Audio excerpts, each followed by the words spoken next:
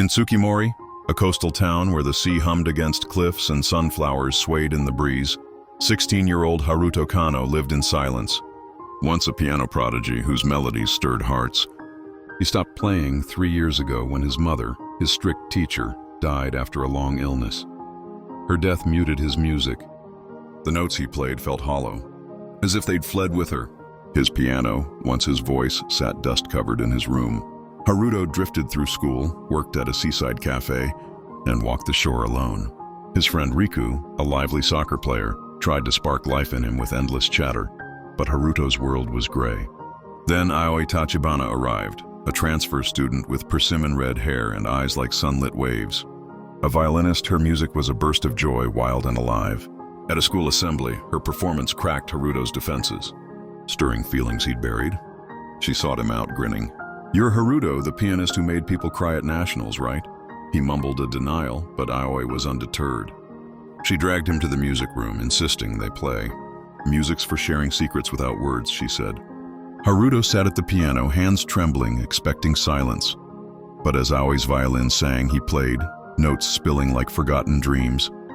Their duet was rough but vibrant, painting his dull world with color. Aoi became his light, her laughter and optimism chipping at his walls. She dreamed of performing at the International Youth Music Festival in Tokyo. "I want to play something that makes people feel alive," she said. "Be my accompanist, Haruto." Fear gripped him.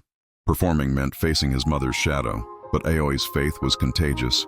"Just play like it's us telling a story," she urged one evening amid sunflowers overlooking the sea. They practiced for months, Aoi teaching Haruto to embrace imperfections, Haruto grounding her passion with precision.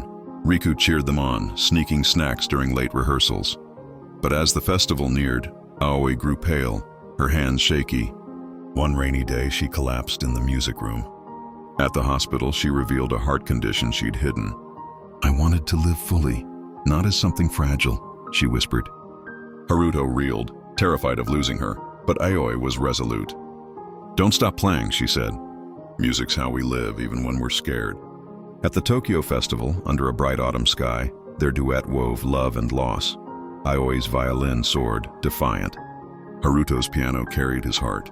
The audience roared, but Haruto saw only Aoi's fragile smile. Weeks later, Aoi passed quietly, sunflowers outside her window turned to dawn. At her memorial, Haruto played their duet alone, imperfect but honest, hearing his music again. Years later, he played to connect, not to perfect. Returning to Tsukimori's sunflowers, where Aoi's violin lingered in the wind, a reminder that love and music endure.